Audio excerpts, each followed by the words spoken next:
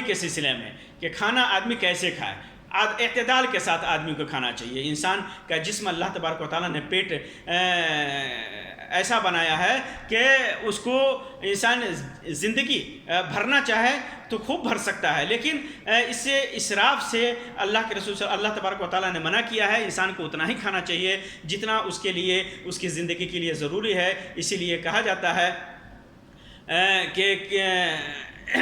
انسان کے پیٹ برا تن، انسان جیسا کہ حدیث مبارکہ کے اندر ہے، کسی انسان نے اپنے پیٹ سے برا برتن کبھی نہیں بھرا، یعنی ابن آدم کے لیے چند نمالے کافی ہیں جو اس کی کمر سیدھی رکھیں، اور اگر زیادہ کھانا ضروری ہو تو تہائی پیٹ کھانے کے لیے، تہائی پینے کے لیے اور تہائی سانس لینے کے لیے خاص کر لے۔ امام ترمذی نے اور امام ابن ماجہ نے اپنی کتابوں میں اسے روایت کیا ہے، اور امام البانی نے اسے صحیح قرار دیا ہے۔ عبداللہ ابن عمر رضی اللہ تعالیٰ عنہ فرماتے ہیں کہ میں نے اللہ کے رسول صلی اللہ علیہ وسلم کو فرماتے ہوئے سنا کہ المؤمن یأکل فی معن واحد والکافر یأکل فی سبعۃ امعاء، مومن ایک پیٹ میں کھاتا ہے، ایک آنت میں کھاتا ہے، اور کافر 7 آنت میں کھاتا ہے۔ اس لیے زیادہ کھانا یہ کفار کا شیوا ہے، مومن کا شیوا ہے کہ اعتدال کے ساتھ کھائے تاکہ جسم ہلکا پھلکا رہے اور بہت ساری بیماریوں سے محفوظ رہیں۔ اور آج کل کے طبی دور میں اس چیز نے اس بات کو ثابت کر دیا ہے کہ انسان اعتدال سے کھائے تو بہت ساری بیماریوں سے محفوظ رہ سکتا ہے۔ اور کھانے کے سلسلے میں ایک اہم بات تو یہ ہے کہ اللہ کے رسول صلی اللہ علیہ وسلم نے فرمایا، جیسے کہ ابو ہریرہ رضی اللہ تعالیٰ عنہ کی متفق علیہ روایت ہے کہ طعام الاثنین کافی الثلاثہ و طعام الثلاثہ کافی الاربعہ، 2 آدمی کا کھانا 3 آدمی کے لیے کافی ہے، اور 3 آدمی کا کھانا 4 آدمی کے لیے کافی ہے۔ اور بعض روایتوں میں جیسا کہ جابر بن عبداللہ رضی اللہ تعالیٰ عنہ کی روایت میں ہے صحیح مسلم کے اندر کہ 1 آدمی کا کھانا 2 آدمی کے لیے کافی ہے، 2 آدمی کا 4 آدمی کے لیے، اور 4 آدمی کا 8 آدمی کے لیے۔ یعنی مومن کے کھانے میں برکت ہی ہوتی ہے چاہے آدمی ڈبل ہو جائے۔ اسی طرح کھانے اور پینے کے آداب میں سے ہے کہ ایسے برتن کا استعمال کریں جو جائز ہے، حلال ہیں۔ سونے اور چاندی کے برتن میں اللہ کے رسول صلی اللہ علیہ وسلم نے کھانے سے منع کیا ہے، جیسا کہ صحیح بخاری اور صحیح مسلم کی روایت کے اندر ہے۔ اسی طرح اگر کھانا کھا رہا ہو اور تو لوگوں کے ساتھ بیٹھ کر کے کھا رہا ہو تو بہت ساری روایتوں میں ابو داؤد، ترمذی، ابن ماجہ، احمد کی روایتوں میں، اور ابن عساکر نے ذکر کیا ہے، طبرانی نے عبداللہ ابن عباس اور واصلہ ابن اسقا رضی اللہ عنہ سے روایت کیا ہے کہ نبی اکرم صلی اللہ علیہ وسلم نے فرمایا کہ جب تم میں سے کوئی کھانا کھائے تو کھانے کے درمیان سے مت کھائے بلکہ اطراف سے کھائے، کیونکہ برکت درمیان میں نازل ہوتی ہے۔ اس حدیث کو امام البانی نے صحیح ابو داؤد وغیرہ کے اندر اس کو صحیح قرار دیا ہے۔ ان روایات سے معلوم ہوتا ہے کہ برکت کے جانب سے کھانے کے اوپر والے حصے، برکت اللہ کی جانب سے کھانے کے اوپر والے حصے میں نازل ہوتی ہے۔ اس وجہ سے درمیانے حصے سے کھائے تاکہ برکت میں سب کا حصہ ہو، برکت میں سب کا حصہ ہو جو اس کے ساتھ کھا رہے ہیں۔ حافظ عراقی رحمہ اللہ کہتے ہیں کہ درمیان سے کھانے کی ممانعت کی وجہ یہ ہے کہ درمیان میں پڑا ہوا کھانا بہترین اور اچھا ہوتا ہے، اور اگر کوئی اپنے آپ کو دیگر ساتھیوں پر ترجیح دیتے ہوئے اچھے کھانے کو اپنے لیے اٹھا لے تو یہ بے ادبی اور بد سلوکی ہوتی ہے۔ یہاں برکت سے مراد اللہ کی مدد اور نصرت ہے۔ اپنے ان روایات سے ثابت ہوتا ہے کہ انسان اپنے سامنے موجود کھانے میں سے کھائے، جیسا کہ اللہ کے رسول صلی اللہ علیہ وسلم کے سے مروی بہت ساری روایتوں کے اندر ہے۔ اسی طرح کھانا کھانے کے بعد سے پہلے اور بعد میں ہاتھ دھونا مستحب ہے، چاہے انسان باوضو ہی کیوں نہ ہو، اگر ہاتھ دھل لیتا ہے تو یہ زیادہ بہتر ہے اور انسان کی صحت کے لیے مفید ہے۔ اسی طرح ٹیک لگا کر کے کھانے کے سلسلے میں امام بخاری رحمہ اللہ نے ابو جحیفہ رضی اللہ عنہ سے روایت کیا ہے کہ اللہ کے رسول صلی اللہ علیہ وسلم نے فرمایا کہ میں سہارا لگا کر کے، ٹیک لگا کر کے نہیں کھاتا۔ ٹیک لگا کر کے کھانا کا مطلب یہ ہے کہ انسان کسی چیز پر ٹیک لگا کر کھائے۔ دراصل اس میں کھانے میں انسان مطمئن ہو کر کے کھاتا ہے، زیادہ کھا لیتا ہے اور کھانے کی طرف زیادہ مائل ہوتا ہے۔ لیکن جب انسان اللہ کے رسول صلی اللہ علیہ وسلم کے بتائے ہوئے طریقے پہ بیٹھ کر کے کھائے گا تو پھر اعتدال سے کھائے گا، کیونکہ علامہ ابن عثیمین رحمہ اللہ فرماتے ہیں بہتر یہی ہے کہ آپ اس طرح نہ بیٹھے جس طرح کوئی انسان مطمئن ہو کر بااعتماد بیٹھتا ہے، تاکہ زیادہ کھانے کا سبب نہ بن سکے، کیونکہ زیادہ نہیں کھانا چاہیے۔ ایک اور مسئلہ ہے کہ کھڑے ہو کر کے پانی پینا جائز ہے یا نہیں۔ اس سلسلے میں بہت ساری روایت ہیں کہ اللہ کے رسول صلی اللہ علیہ وسلم نے کھڑے ہو کر کے پانی پینے سے منع فرمایا ہے، لیکن بہت ساری روایتیں ایسی بھی ہیں جس میں نبی اکرم صلی اللہ علیہ وسلم نے کھڑے ہو کر کے بھی پانی پیا ہے اور بیٹھ کر کے بھی پانی پیا ہے۔ ان ساری روایتوں کو جمع کرتے ہوئے یہ بات کہی جاتی ہے کہ انسان کو جب ضرورت ہو تو کھڑے ہو کر کے پانی پی سکتا ہے، جیسا کہ اللہ کے رسول صلی اللہ علیہ وسلم نے زمزم کا پانی پیا تھا کھڑے ہو کر کے، یا اسی طرح اور مواقع سے بھی آپ کا کھڑے ہو کر کے پانی پینا ثابت ہے۔ اسی طرح بہت سارے صحابہ کرام سے بھی ثابت ہے، جیسے علی رضی اللہ تعالیٰ عنہ، عمر رضی اللہ تعالیٰ عنہ، عثمان رضی اللہ تعالیٰ عنہ، عائشہ رضی اللہ عنہا، یہ سارے کھڑے ہو کر کے پانی پینا ان سارے سے ثابت ہے۔ سب سے بہترین طریقہ سارے نصوص کو اکٹھا کر کے اس بات کا طریقہ یہ ہے کہ احادیث جو ممانعت پر ہے وہ ممانعت تنزیہی ہے، اور جو اللہ کے رسول صلی اللہ علیہ وسلم نے کیا ہے وہ جواز کے لیے ہے، تاکہ امت حرج میں مبتلا نہ ہو اور ضرورت کے تحت کھا پی سکے، کھڑے ہو کر کے کھا پی سکے۔ اسی طرح چلتے ہوئے کھانے پینے کے سلسلے میں عبداللہ ابن عمر رضی اللہ تعالیٰ عنہ کی روایت ہے، فرماتے ہیں کہ كنا نأكل على عهد رسول اللہ صلی اللہ علیہ وسلم ونحن نمشي ونشرب ونحن قیام، ہم لوگ اللہ کے رسول صلی اللہ علیہ وسلم کے زمانے میں، عہد مبارک میں چلتے ہوئے اور کھڑے ہو کر کے ہم کھاتے تھے اور پیتے تھے اللہ کے رسول صلی اللہ علیہ وسلم کے زمانے میں۔ یہ صحیح ترمذی نے اس کو روایت کیا ہے، امام البانی رحمۃ اللہ علیہ نے اس حدیث کی تصحیح کی ہے، اور ابن ماجہ کے اندر بھی یہ روایت موجود ہے، اور امام احمد نے زوائد کے اندر بھی اسے ذکر کیا ہے۔ کھانے کے سلسلے میں ٹیبل اور کرسی کا استعمال جائز ہے، لیکن اللہ کے رسول صلی اللہ علیہ وسلم نے گرچہ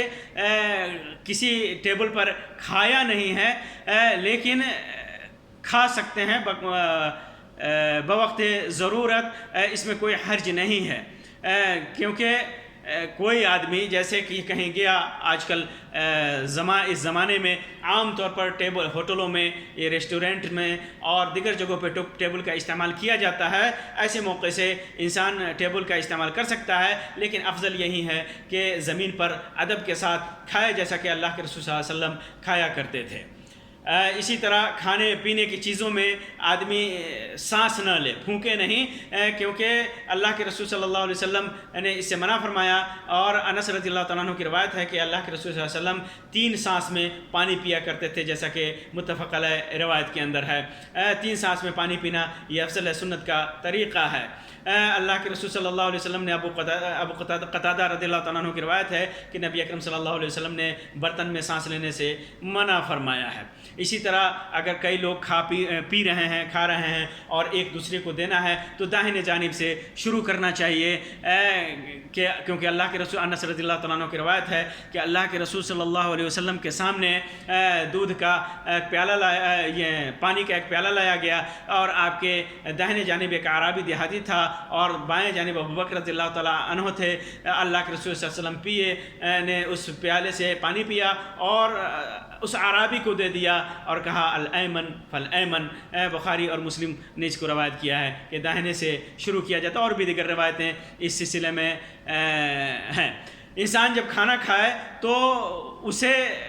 دھلے نہیں، پوچھے نہیں، یہاں تک کہ اس کو اچھی طریقے سے چاٹ لے، برتن کو چاٹ لے، ہاتھ کو چاٹ لے، کیونکہ برکت کہاں نازل ہوگی یہ پتہ نہیں ہے، کس دانے میں برکت ہو یہ کسی کو پتہ نہیں ہے۔ عبداللہ ابن عباس رضی اللہ تعالیٰ عنہ کی روایت فرماتے ہیں کہ اللہ کے رسول صلی اللہ علیہ وسلم نے فرمایا جب تم میں سے کھانا کھائے تو اپنے ہاتھ کو نہ پوچھے، یہاں تک کہ اپنی انگلیوں کو چاٹ لے یا کسی اور سے چٹوا لے، متفق علیہ روایت ہے۔ اسی طرح کعب ابن مالک فرماتے ہیں کہ میں نے اللہ کے رسول صلی اللہ علیہ وسلم کو 3 انگلیوں سے کھاتے ہوئے دیکھا، اور جب آپ فارغ ہوتے تو 3 ان انگلیوں کو چاٹ لیتے، صحیح مسلم کی روایت ہے۔ اسی طرح اللہ کے جابر ابن عبداللہ رضی اللہ تعالیٰ عنہ کی روایت ہے کہ اللہ کے رسول صلی اللہ علیہ وسلم نے فرمایا کہ اللہ کے رسول صلی اللہ علیہ وسلم نے حکم دیا کہ انگلیوں کو اور صحفہ برتن کو چاٹ لو، اللہ کے رسول صلی اللہ علیہ وسلم کا حکم تھا جیسا کہ صحیح مسلم کے اندر ہے، اور کہا کہ انکم لا تدرون فی ای طعامکم البرکہ کہ تمہیں معلوم نہیں کہ کس کھانے میں برکت ہے۔ اسی طرح کسی بھی کھانے کی تعریف کرنی چاہیے، برائی نہیں بیان کرنی چاہیے۔ کھانے کی برائی بیان کرنے سے اللہ تبارک و تعالیٰ نے، اللہ کے رسول صلی اللہ علیہ وسلم نے منع فرمایا ہے۔ ابو ہریرہ رضی اللہ تعالیٰ عنہ کی روایت ہے کہ اللہ کے رسول صلی اللہ علیہ وسلم ما عاب رسول اللہ صلی اللہ علیہ وسلم طعاما قط، اللہ کے رسول صلی اللہ علیہ وسلم کبھی کسی کھانے کے اندر عیب نہیں لگاتے، اگر پسند آتا، خواہش ہوتی تو کھاتے، اور نہیں خواہش ہوتی تو اسے چھوڑ دیتے۔ صحیح بخاری اور صحیح مسلم کی روایت ہے۔ ایک بار جابر رضی اللہ تعالیٰ عنہ کی روایت ہے کہ ایک بار اللہ کے رسول صلی اللہ علیہ وسلم نے اپنے اہل سے پوچھا کہ کوئی سالن وغیرہ ہے، تو کہا کہ ہم لوگوں کے پاس صرف سرکہ ہے۔ تو اللہ کے رسول صلی اللہ علیہ وسلم سرکہ منگائے اور اس کو کھانے لگے، اور کہا نعم الادام الخل، نعم الادم الخل، نعم الادم الخل، کہ کیا ہی بہترین سالن ہے سرکہ کیا ہی بہترین سالن ہے۔ صحیح مسلم کے اندر ایک روایت ہے۔ اسی طرح کھانے کے دوران گفتگو کرنا یہ ممانعت نہیں ہے۔ بہت سارے لوگ سمجھتے ہیں کہ کھانے کے دوران گفتگو نہیں کر سکتے، بلکہ سنت نبویہ میں ایسی بات کہیں منع نہیں کیا گیا ہے کہ کھانے کے درمیان گفتگو نہیں کی جا سکتی، بلکہ اللہ کے رسول صلی اللہ علیہ وسلم سے گفتگو کرنا ثابت ہے۔ چنانچہ صحیح بخاری اور صحیح مسلم کے اندر ابو ہریرہ رضی اللہ تعالیٰ عنہ سے مروی ہے کہ اللہ کے رسول صلی اللہ علیہ وسلم کے پاس ایک دن گوشت لایا گیا، اور آپ صلی اللہ علیہ وسلم کو بکری کا شانہ پیش کیا گیا۔ آپ شانے کا گوشت پسند کرتے تھے۔ آپ صلی اللہ علیہ وسلم اپنے دندان مبارک سے کاٹ کر کھانے لگے، اور آپ نے فرمایا میں قیامت کے دن لوگوں کا سربراہ ہوں گا، کیا تمہیں معلوم ہے کہ یہ کیسے ہوگا؟ پھر اس کے بعد آپ نے شفاعت والی ایک لمبی حدیث ذکر کی۔ تو آپ صلی اللہ علیہ وسلم کھانے کے درمیان گفتگو کیا کرتے تھے۔ اور اسی طرح سلام کا جواب آج معاشرے میں مشہور ہے کہ کھانا کھاتے ہوئے نہ سلام کرنا چاہیے، نہ سلام کا جواب دینا چاہیے۔ یہ سب قرآن و سنت کے نصوص سے عدم واقفیت کی وجہ سے ہے۔ کھانے کے دوران سلام کرنا بھی جائز ہے، اور سلام کا جواب دینا بھی جائز ہے۔ اسی طرح کھانے کے بعد کلی کرنا یہ مستحب ہے، کلی کرنا چاہیے، جیسا کہ اللہ کے رسول صلی اللہ علیہ وسلم سے ثابت ہے کہ آپ ایک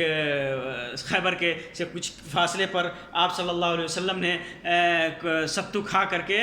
پانی منگوا کر کے کلی کیا، اور دوبارہ وضو کر کے آپ نے نماز پڑھی۔ صحیح بخاری کی روایت ہے۔ اسی طرح جو آدمی دعوت دے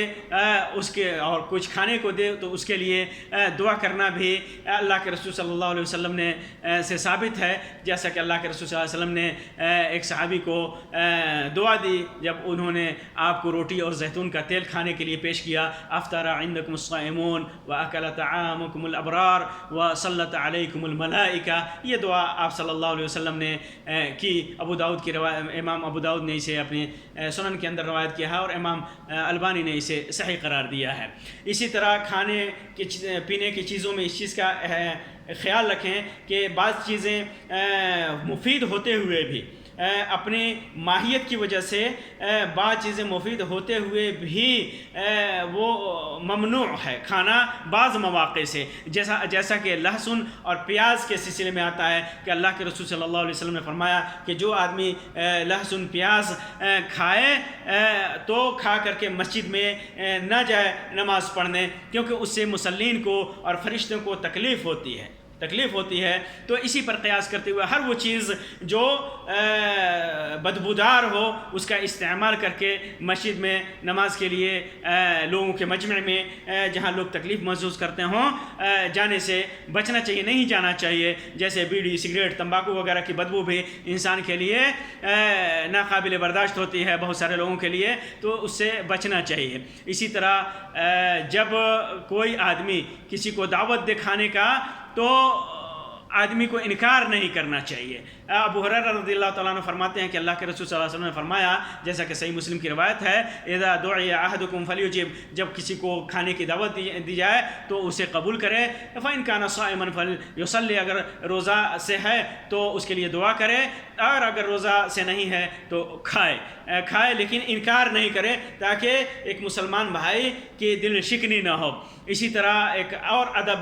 کا خیال آج کل کے دور میں نہیں رکھا دیکھا جاتا کہ بہت سارے لوگ دعوت ملتی ہے کسی بھی پروگرام میں تو اپنے ساتھ کئی لوگوں کو لے کر کے چلے جاتے ہیں. یہ چیز منع ہے، یہ چیز منع ہے. ابو مسعود البدری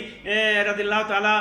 عنہ کی روایت فرماتے ہیں کہ ایک آدمی نے اللہ کے رسول صلی اللہ علیہ وسلم کو دعوت دی